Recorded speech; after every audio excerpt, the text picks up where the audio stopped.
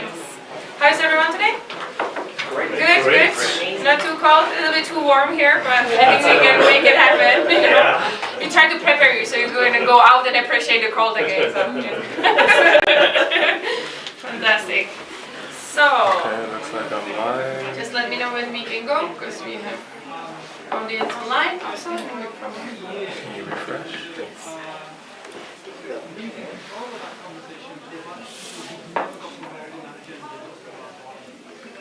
Okay, alright. Fantastic. So, start. So good afternoon to everyone from Davos. Kind of a little bit crazy week to have all the global leaders, but also amazing emerging leaders here. And we're really excited to host a panel here at the AI House to speak about a topic. So today's topic today is AI applications. And so we kind of proactively named this session called Walk the Talk with AI, because we really love to do things next to the talking and kind of proving what's possible. And so today we welcome different startups and also our partner organizations. I'm Katka Letzing, I'm the CEO at Kickstart Innovation, and we connect organizations in public and private sphere together with startups and scale-ups to create partnerships, usually pilots and commercial projects. And so today we chose some of the examples, and we hope to have the speakers to share with you, but we're also happy to, of course, see some of the questions and also learning from the audience, because we have some amazing AI experts here, so we really hope to learn from them as well. So maybe the first thing we will do is to go around, and since we are the startup culture, I wanted to challenge the speakers if you can say for 1 minute who you are and a little bit what is your connection to AI with your organization. Afterwards we'll still speak about your organization use case, but let's start maybe with the intro so we know who's in the room. So João, would you like to start? Thanks a lot, Katka. So my name is João Klepper. I'm the CEO, co-founder of PIPRA. My background is in serial entrepreneurship, and we founded PIPRA together with two of my co-founders, Zurich-based, around 4 years ago. And it's the relationship that we have to AI is trying to solve a very complex disease area, which I'm going to talk to you about in a little bit. Delirium. It's very multifaceted. Because of all the different risk factors involved, it really needs an AI application to try to look at all these risk factors and make sense of it, and to be able to eventually personalize care to the individual patient, try to improve outcomes, saving and improving lives. That's what we're excited about. Thank you, João. My name is Rudolf Moos. I'm the medical director of Hirslanden Klinik, which is one of the 4 major centric clinics in the canton of Zurich. And of course my main task is not running AI projects, but to make sure that we run the hospital as smooth as possible and that we meet our high standards in terms of quality and efficiency. But thus AI projects can help a lot, and that's why we have a look at PIPRA as well, and that's why we're here today. Yeah, my name is Willibald, working for Swisscom Ventures, also now with Swisscom, strong connection and also to Kickstart. And we have several investments, of course also using AI or AI aspects on this here. So we are more with this development, we're more and more looking deeper into this sector. Thank you. My name is Ben. I'm one of the 3 co-founders of viboo and currently CTO. So at viboo we utilize AI for energy efficient building automation and control for a very specific segment of the building sector, which is the least energy efficient one. These are old, light commercial residential buildings. As a CTO, I'm leading the development of reliable and scalable AI technologies. Thank you. I'm taking over. My name is Markus from Swiss Mobiliar, a mutual-owned insurance company from Switzerland, and we are a global partner of Kickstart. And I'm responsible for the open innovation activities for Swiss Mobiliar. Of course, we are try to gain efficiency all the time in our processes, but also try to optimize actually for our customer the experience in front of the customer together with us as a provider for our customers. I'm also part of the AI GPT group internally in Swiss Mobiliar, so therefore with my technical background I'm really close to the topic, and also not this year but last year together with Kickstart we were doing a POC together with a startup out of this program. My name is JP Monteiro. I'm one of the co-founders and CTO of Veezoo. We're a ETH spin-off. My background is in computer science. I'm alumni from ETH. Actually focused on NLP.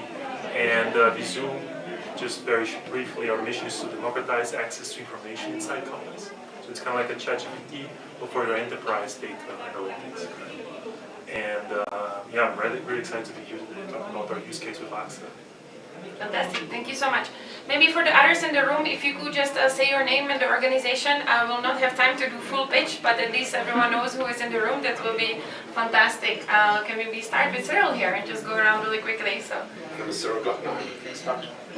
I'm Victoria with Swisscom Ventures. I'm Anita Ivanic from Kickstart. Anna Shira from Data Labs. Youssef, Kickstart. Marco Chong, Leon Group. Nico Willibald, Swisscom. Jörg Stoker, Kickstart too. Lara Gervais, co-founder of Virtuosis. Same as I, Eduardo, also graduate from this organization. My name is Penny Schiffer, I'm CEO and co-founder of Brains.ai. Fantastic. So as we always do kind of on connections and collaboration, and after this session you already know who to go to. So the next question kind of is to really speak a bit about these case studies, right? So really walking the talk, as we say with AI.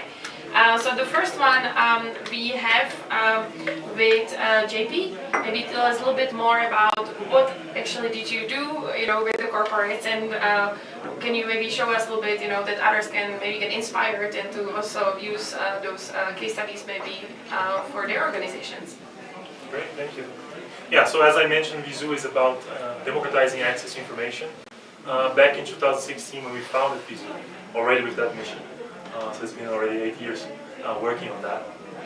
We were part of Kickstart when we met AXA, and AXA Switzerland, they're really pioneering there the use of AI for their sales and distribution. And they saw in Veezoo the opportunity to help their sales people to be more data-driven. So we started very small, with 10 to 20 users from agencies. They were, they had questions that they used to be asking the reporting team, like, oh, give me a list of customers and have a household insurance and everything 20 and 30, and have a birthday next week, and all the kind of selection, right? And this would take a bit of time to get the answers. Or they were in a sales meeting one-to-one with their sales manager, and they wanted to take a look at their KPIs, but it was complicated. So with Veezoo, they were able to bring this to over 2,000 people. Every agency in Switzerland from AXA is using Veezoo today to become more data-driven, to make better sales management, and be able to serve customers better. So for us, it was very key there, this very close relationship with the business from AXA. They didn't see this just as an innovation, let's do something with AI, right? But really, okay, we have here a pain point. We want to become more data-driven. How do we achieve that? Let's get this to the hands of the users. Let's see if this works, and then let's have a plan on how to scale with a business case. And that was 2016. So they're still with us. We have already answered millions of questions in German, in French, in Italian, and every day they're benefiting. Are there any questions maybe just so we can maybe go kind of through all the cases and come back to it later? Maybe the next one we have with John for PIPRA. Would you like to tell us a little bit more? Thank you very much, Katka. So I'm going to start by introducing this as my mother. A few years ago, she had a routine surgery. She woke up a very different person. For several days, she saw monsters coming out of the walls, and she thought the staff were trying to kill her. She was terrified, suffering from post-operative delirium. It's actually the most common post-surgical complication that affects 23% on average of patients over 60. And it has serious long-term consequences for many. For example, 600% increase in nursing home admission risk, 1,400% increased risk of dementia. And to give you some idea of the scale of this problem, it's 60% more expensive to healthcare in the United States than diabetes. So a combination of the personal motivation, really the scale of this problem, and how unaddressed it is in healthcare today still gave us as founders the motivation to really try to tackle this. And the way we did this, next slide, was by introducing AI. But just to take a step back first, what we know from literature is that there is no magic pill for a patient with delirium. Once you have it, there's very little, if anything, you can do.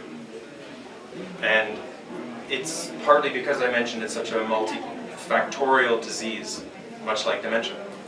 But what we also know from literature is that it's very preventable, and that's the good news.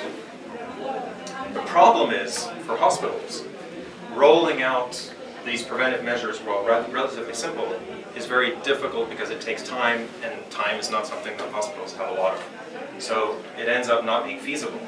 So this is where AI came in, to be able to look at all these different risk factors, and then on admission be able to predict which patients were going to be at risk, stratify those patients into risk groups, write that risk automatically back into the electronic health record, and then automatically communicate that risk to all the different stakeholders that needed to know throughout the perioperative setting, and what to do with those patients if they needed some further information.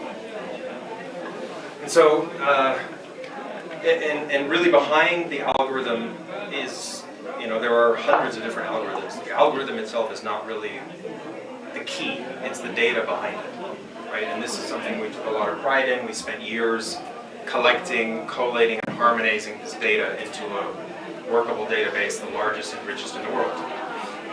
And this is where the collaboration with Hirslanden came in and was so instrumental for us. They were amazing. Rudy and his team were just incredible at helping us, taking a chance with us as an early startup to deploy not just the prediction, but also affecting patients with that prediction and treating patients. And what we saw in a relatively short amount of time was really encouraging. We saw an 18% reduction in delirium within a month or two. We saw over half a day in reduced length of stay, and that translated to around 470,000 Swiss francs in cost savings in a month, which is quite significant. So, we're really pleased with the relationship, and we think there's a lot more we can do together to improve on what we've already done. When we look to the future, we want to build additional tools, some of them already in development. For example, not just targeted prevention on high-risk patients, but personalizing that so that each patient gets a specific treatment for that individual. And then we want to look at automating delirium diagnosis finally. And diagnosing currently today is also one of the pain points in a hospital. 70% of cases are not diagnosed. And we want to be able to help that. And that'll close the loop for us, getting data on the same patient from admission to discharge. And that'll give us a lot of really interesting insights. So our mission together with hospitals like Hirslanden is to make sure that patients leave the hospital better than when they arrived, not worse. And we're really grateful also to Kickstart for helping us on this journey. Thank you. Fantastic. Thank you so much for presenting the example for health and well-being. We'll come back to Rudy. The next one that I was hoping we chose example is from Smart Cities, viboo. So thank you so much for coming. Would you like to walk us maybe a little bit from the case study that we are working on with Swisscom, but also other organizations? Of course. If you could show the next slide.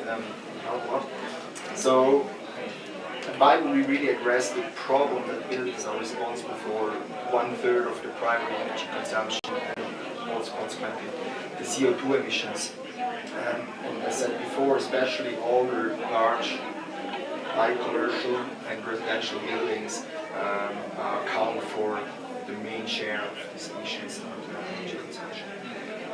That's why we have developed a cloud platform that offers real-time control and monitoring solutions to exactly these kind of things. Of course, we utilize AI to improve the operation of the buildings. So we have a feature called self-learning predictive control. And what we are doing there is we connect to smart thermostats in the building, collecting data like room temperature, bulb positions, etc. Also get weather information from third-party providers. And with that data then we can learn the thermal behavior in each room of the building. And that really helps them in an optimization algorithm to take informed decision. So the machine learning model that we have learned can predict how the temperature is going to evolve in the next couple of hours in each room.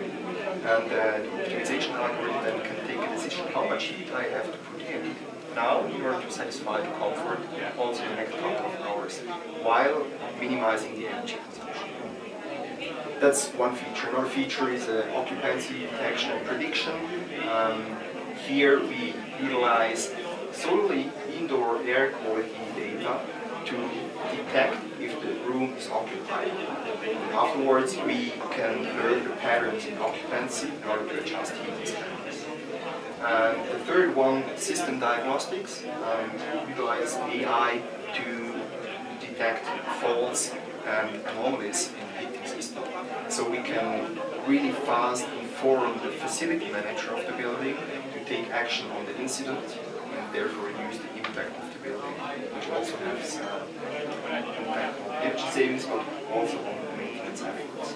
So that's actually also a value proposition we made to Swisscom and other customers. We reduced the energy consumption of the building operation by 20 to 40% while increasing the comfort of the users and minimize the maintenance effort. And our technology is based on 5 years of research at Zurich, Swiss Federal Laboratory of Material Science and Technology, PIPRA. We are now undergoing certification by the Federal Office. If we go to the next slide, it's not very nice from a marketing perspective to see these buildings, but that's reality. That's reality.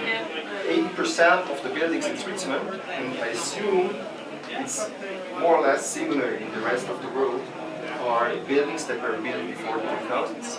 Exactly these buildings consume a lot of energy. Yeah, we have two examples here. One is EMPA, somehow the format was changed probably, but it doesn't matter.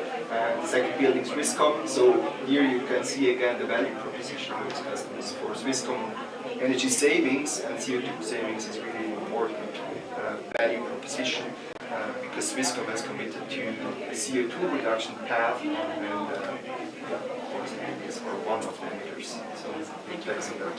Thank you for your trust.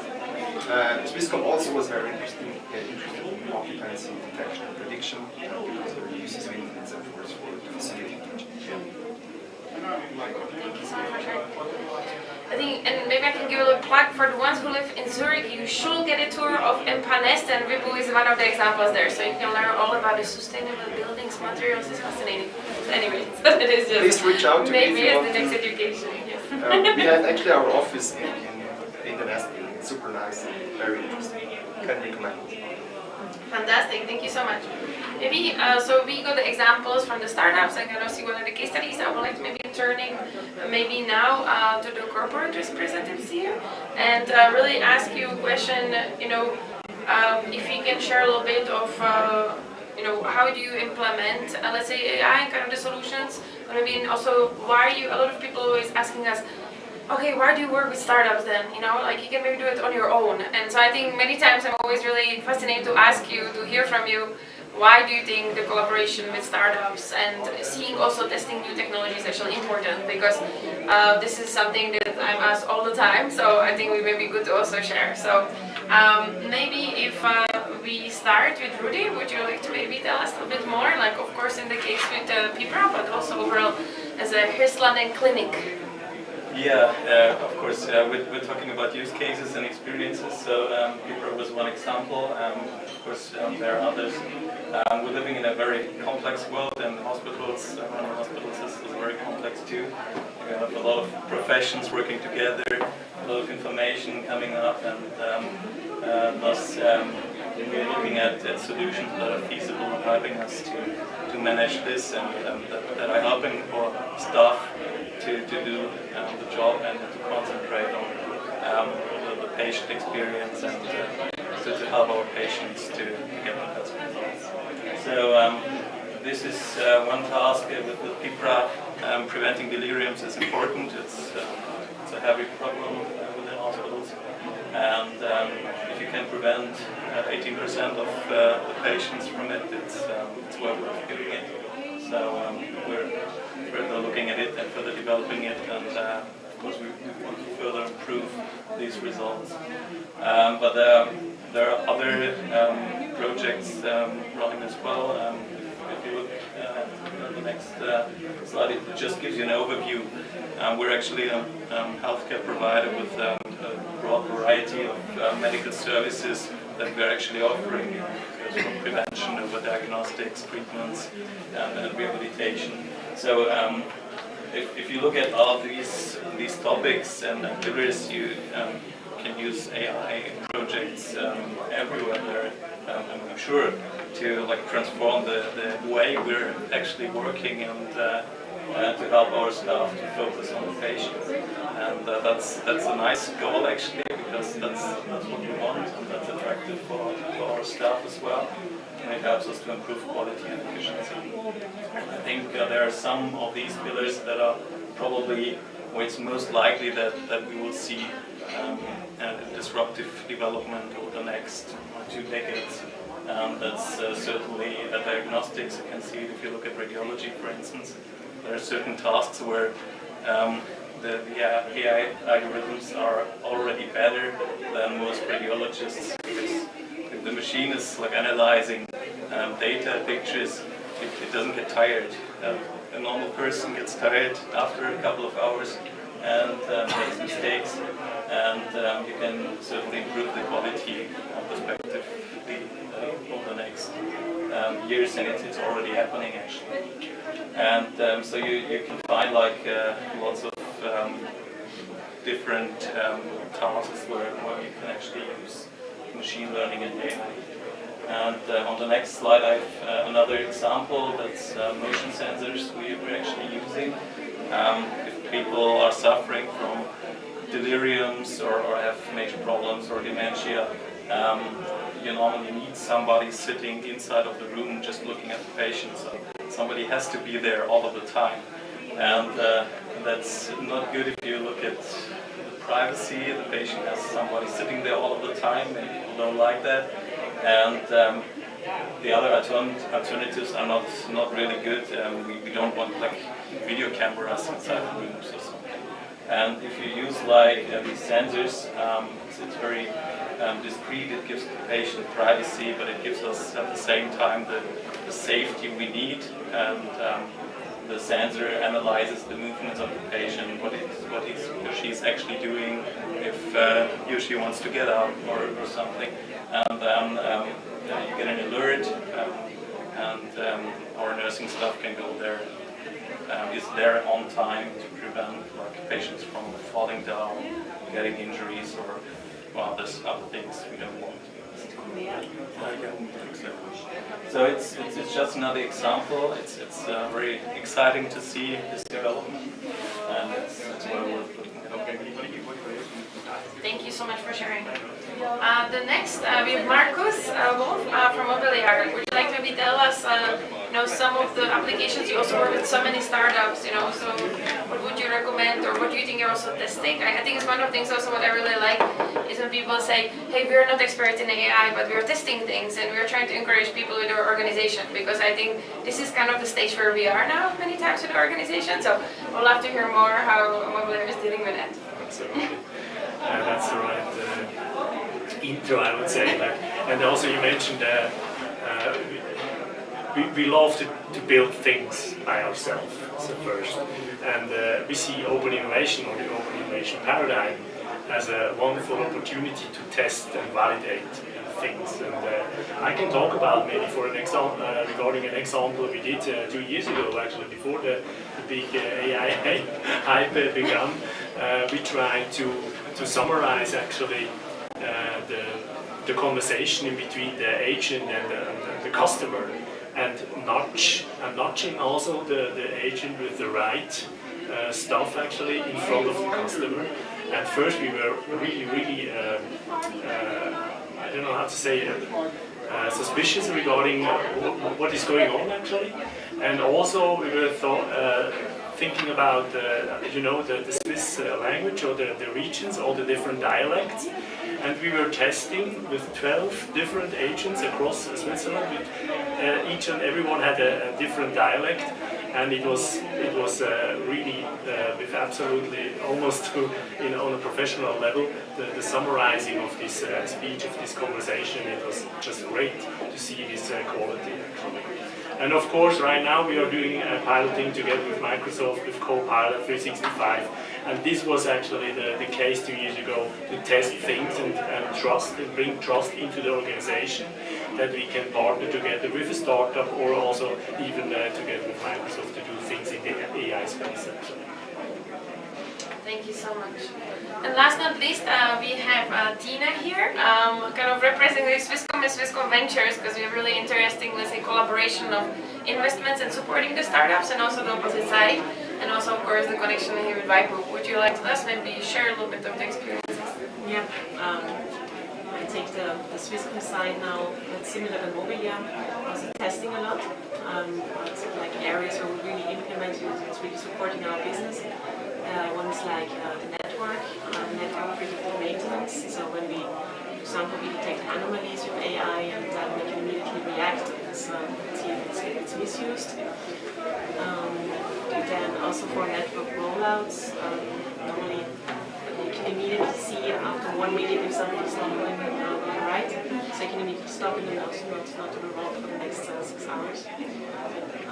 This part, then of course customer interaction is the same as with these chatbots. So now we can have the 24/7 customer service. So simple questions like what's my PIN, what's the status of my invoice.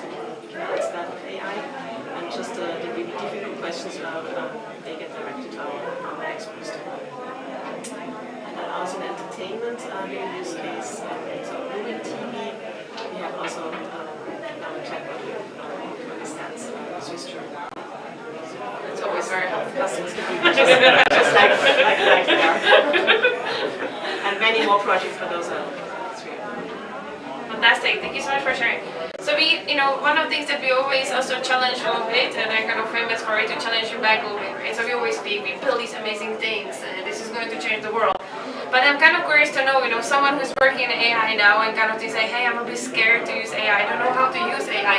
You have quite a lot of experience. Could you maybe speak about your learnings? Like 1 or 2, 3 learnings, like when you were building, your companies or the solutions also with, in terms of collaboration, or even in connection to AI. What did you learn? Like, what would you like to share that is public because it's streamed globally? But what would you like to share?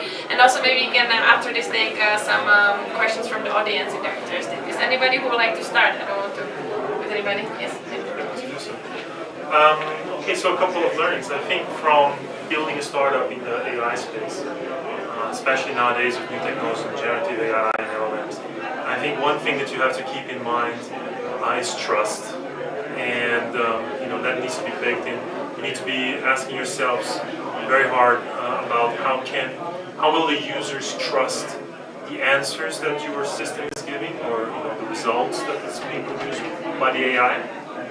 You can ask, what's the ultimate answer to the ultimate question of life, universe, and if you get 42, you're not going to understand it. That doesn't help.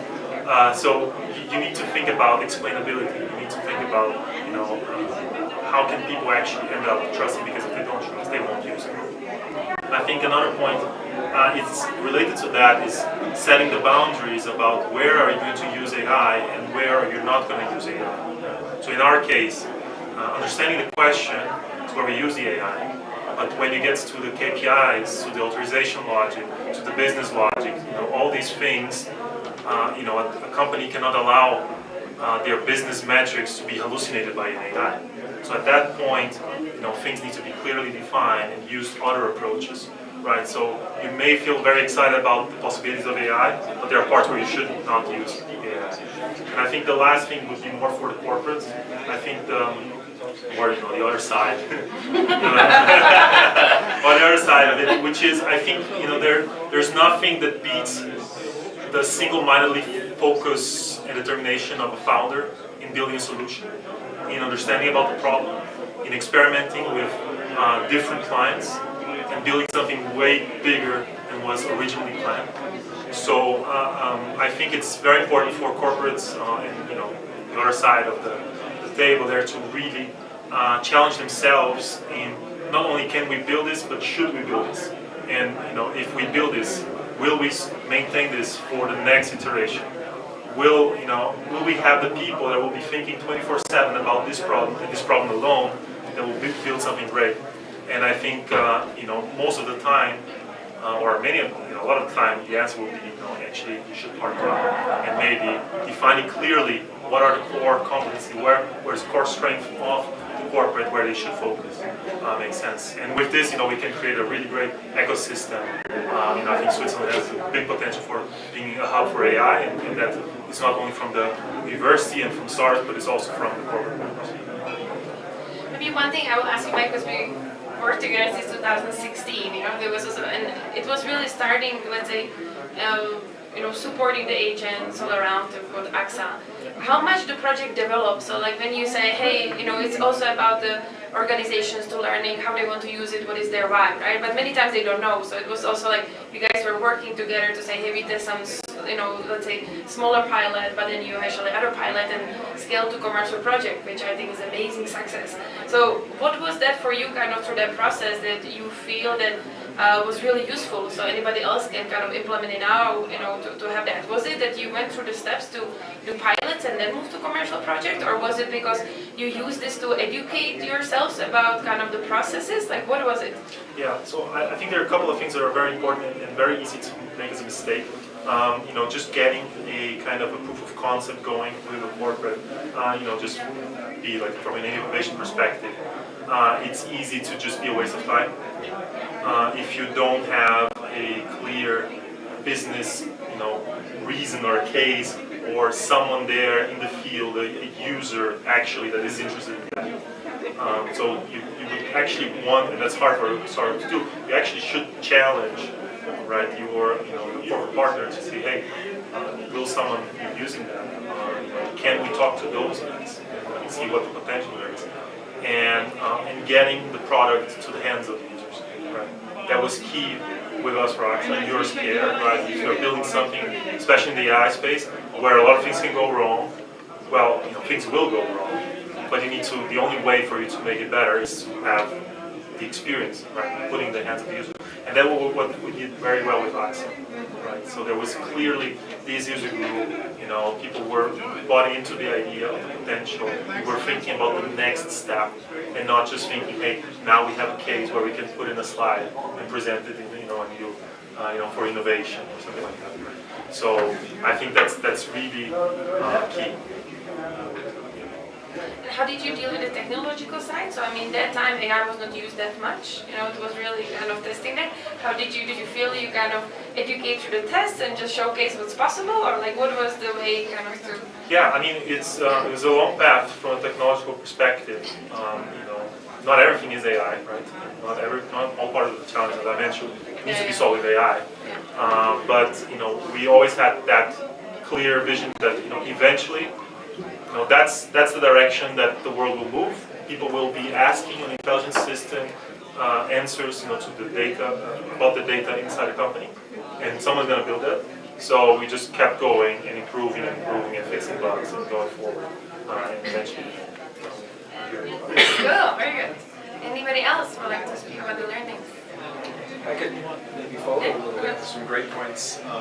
In trust, you mentioned. I think in healthcare, it's never more present when you're dealing with patients' lives. one of our learnings was, as we were developing our algorithm, what kind of algorithm should we use? And we opted for an algorithm that was not black box. And that's really important for us because we want clinicians to know what were the risk factors that contributed to that specific patient's risk. And let them, as a clinical decision support software, let them look at that information, understand that. If they agree with that and say that makes sense, then go further and take steps. So trust, hugely important. We also learned, I think, just how important the collaboration is with the corporate and how deeply you have to work together at so many different levels within the organization and connect, bring people on your side, bringing new technologies into environments that may sometimes not be super friendly to change. Sometimes they are, sometimes they're not. It depends on who you're talking to within the organization. But everybody wants better patient outcomes in the hospital, and so that's the push and that's the drive. And then finally, on the regulation side, there's healthcare is very difficult. Still, there's constraints around AI in terms of machine learning. Your algorithm needs to be locked. It cannot change. It cannot learn. So you can gather more data. You can build a new algorithm and then recertify that new algorithm. But you cannot have, still today, that may change. The FDA is looking at making some changes there. Still, we're constrained by the regulation, and we hope that does change in the near future. Because while there is obviously an inherent risk as something changes and learns by itself, the benefits, I think, will far outweigh the risk. Yeah, actually, the learnings you just mentioned also align with the learnings we're doing. For example, we try to transform an industry that is rather reserved towards change of the building industry. So what we are doing, basically, we replace the device that was in a building for sometimes 50 years, sometimes 40 years, and was more or less operating reliably. Now we are bringing in a digital device and operating with AI. And we get, of course, also some reserved opinions on that, and we have to crack these opinions. We have to educate the industry, but I think also the general public, the users and the buildings, for example. That's a challenge we're facing. But at the same time, we also see that AI has an impact on the sustainability and CO2 savings in buildings. It's a fact. It's proven not only by us, but also by other players on the market. And third learning I personally have is AI is not separable. We don't have an AI throwing data at it and it solves everything. We still need human experts with domain knowledge in order to really develop reliable and scalable AI solutions. Otherwise, it's not. So right. Maybe I can add a bit also regarding the knowledge. First, in our organization, we're really building trust and knowledge about it, because a lot of people, employees, were afraid of it.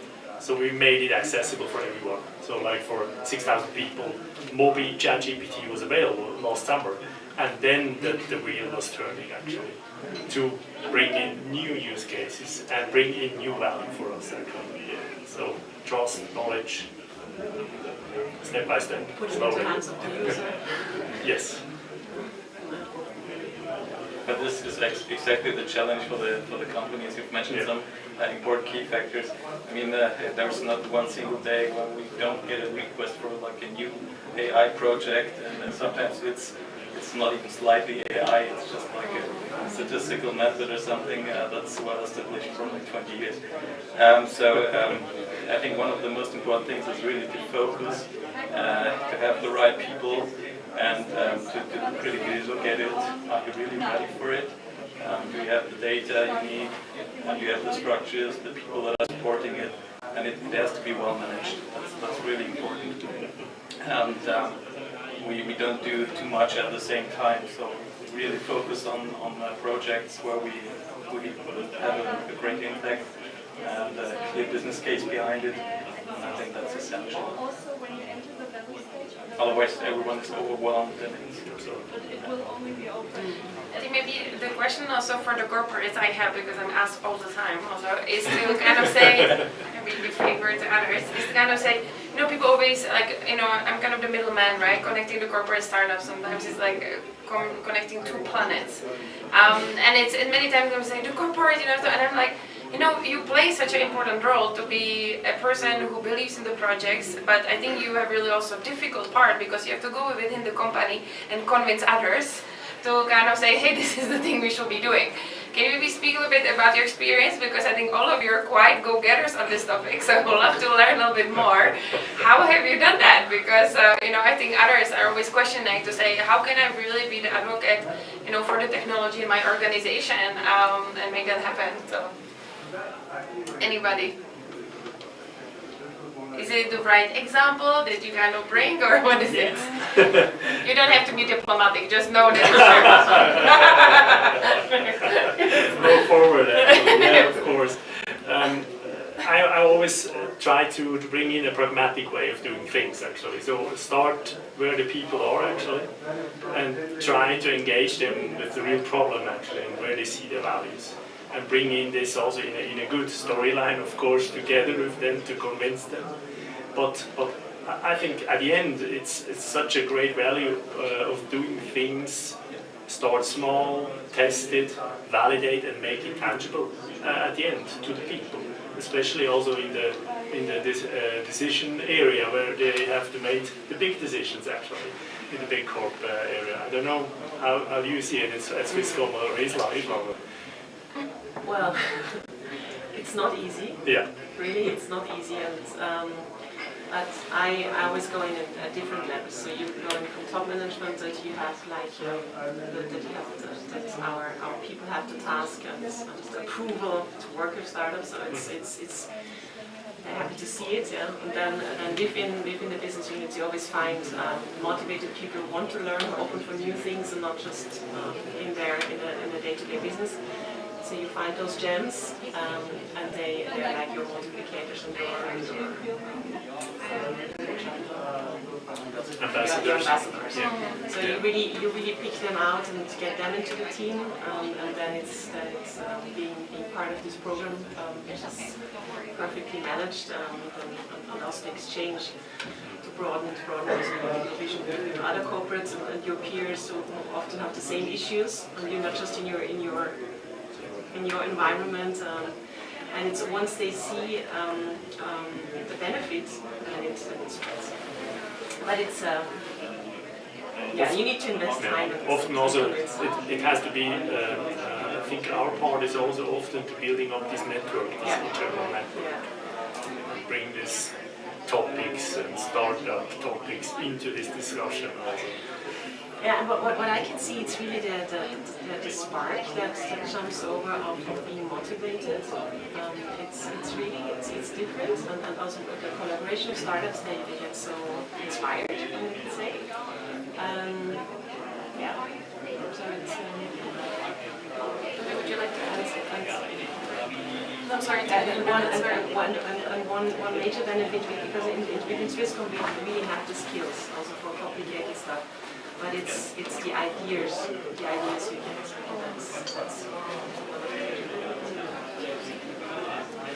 I think it's the best way is if you create an environment where it's highly welcome if new ideas are brought up from the basis, but if the idea comes from the basis, it's well accepted, and you have a higher motivation to go through this process. Because it needs a lot of change also. If you look at processes and the way everyone works together, and that's my experience, works the best if you have them on board. Thank you so much for sharing. Maybe now we can take some questions from the audience. Yes, Anna? Very interesting discussion. Thank you for having me here. So there's a lot of anxiety on the employee side, right? Like the AI is going to be smarter than me. My jobs will be automated. On the manufacturing line, we will be obsolete. So I'll be very curious to hear how you're dealing with those issues, if you have those issues with your organizations, and how you're addressing them. And Anna, in the beginning, you came a bit later. Can you tell us what you do? Oh, or just the organization, because you do a lot. So two hats. I started my own startup on the side a year ago, and I'm heading corporate development for a tech company in New York. Thank you.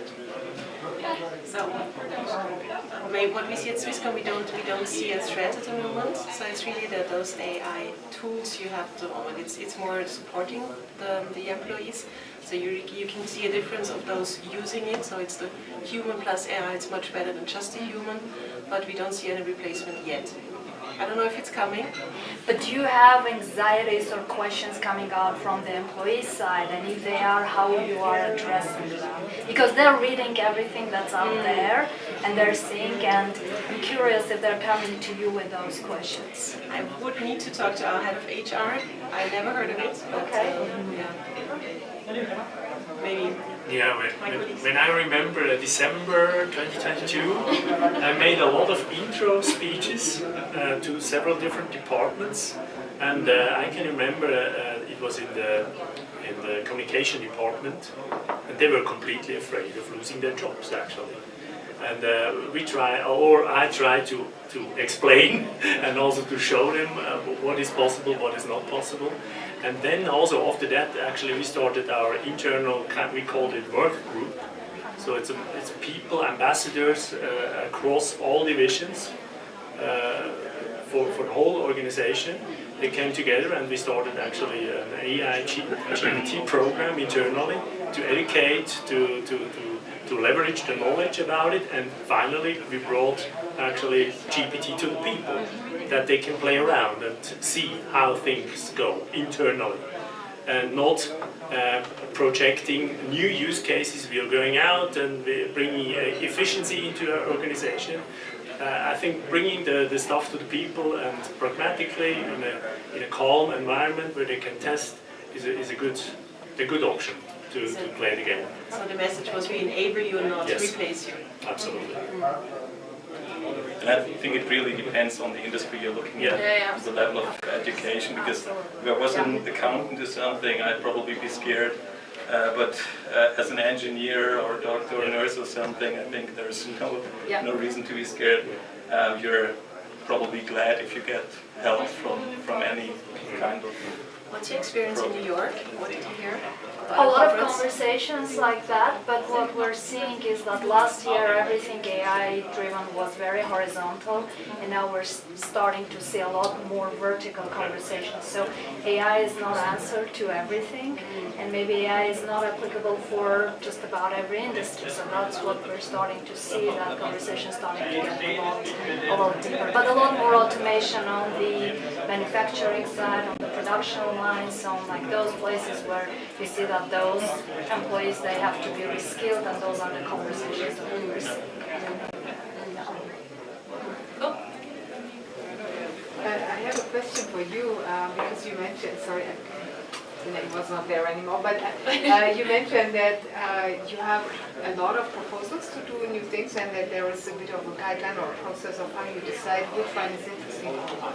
And I would like to understand, how do you typically judge this? Like, do you have a target of how much efficiency you need to gain, or what is the investment and the risk versus what can be taken out of it? It's a more general question. It doesn't only apply to AI, but I would like to understand this, because some of the things are massively expensive, and you have a lock-in effect that is significant, and just for saving 1 hour of doctor's time in a month, you wouldn't do it. Is it more structured? Like, you know, I'm advising some startups in this space, and I would like to give them a guideline if what they are after is an interesting proposal for someone like you, or if it's more like a minor thing, or it doesn't fly in the whole pipeline of things to just save on one little step while the whole step is not touched. Yeah. It's an approach with like different steps. The requests are coming from inside and outside, of course. Sometimes you get like offers from companies or startups. Sometimes it's ideas coming from within our hospital group. And we're always looking at it, and then you have to decide what kind of impact has it, how many like patients, or does it affect a greater part of the staff, how big is the need for change there, and the pressure. So that's something you can actually evaluate without doing like a big analysis. And if you think, well, it could be good at looking at it closer, then we start like a process where we further look at it, collect some data, get some opinions first. That goes pretty quick. You don't need a lot of resources for that. And then you get an idea of do you want to like further develop it. How big does the impact have to be versus the cost? Like, you know, 10 times, 2 times, just a little bit. Sorry for being, but just as a rough figure, you know, a rough idea. We have some internal figures for that, of course, but it's not like 10 times. It really depends, and it also depends on all the risks involved. I mean, you have to look at the chance lying within the project, and some projects don't work, so you spend a lot of money in it and resources, and in the end you end up with nothing. So this has all to be taken into account. Thank you.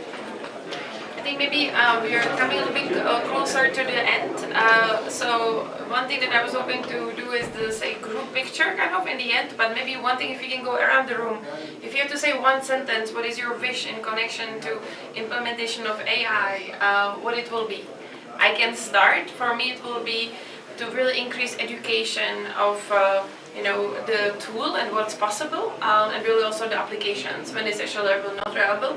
And to that, I will also kind of use that a little bit, because at Kickstart we have Academy, which we are running educational programs. And I have here Anne, Jörg, and Cyril, if you would like to talk to them afterwards about, maybe if you know someone who needs to be educated, or if you like to get educated yourself. So it's just there. So, what it will be for you, João?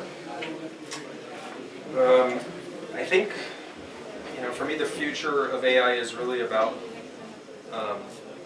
taking over tasks that are, let's say, relatively repetitive and maybe not so interesting, very easy to kind of repeat, and empowering professionals, let's say in healthcare, doctors, to actually do what they do best and have more time to do that better. And so I think it's really exciting to be able to let professionals do what they do best, just give them the support that AI can give.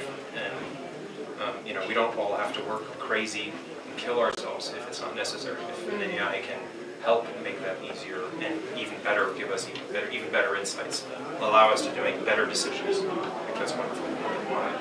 And improve quality. Maybe for the ones, maybe we could just choose like 1, 2. Anybody else who would like to share? Maybe I could just recapture a little bit what Cosmo talked about. I think one point that is extremely important that was mentioned several times is increasing user trust and knowledge. And going into that direction for me means that we no longer just focus on the technical side of AI and discussions about data and all that, but rather have more interdisciplinary teams, including psychologists, people that know about human behavior, and integrate them, and that kind of field into the discussion as well. And we can finish with Ben. For me, really, AI is a tool to make the energy transition, to really make consumers not having to think about when to use energy, but the AI is doing it for them in a sustainable way. Perfect end. Jörg? Stop using the term AI, but say what it is. Because it's a tool and it's a different, very differentiated tool, and it's not very intelligent and it's very artificial. Yeah? But be more precise on what you're doing in each case. Because I think this But is people always... don't like this on panels. They like to say AI. Make it more understandable, which you said is like explainability, so it's about understanding what happens, and then it's rather a partner than somebody taking over. So we can take it as a homework, all of us, to explore what intelligence can fit to you and how can you learn until we see each other here back again 1 year in Davos. But for now, if I can ask everyone to come closer to us, so we do group photo, and then we have to exit this room because everyone is knocking on the doors and it's getting very hot. Thank you so much. You can just stay where you are, and then the photos can just come. Oh, okay. So you guys come, please.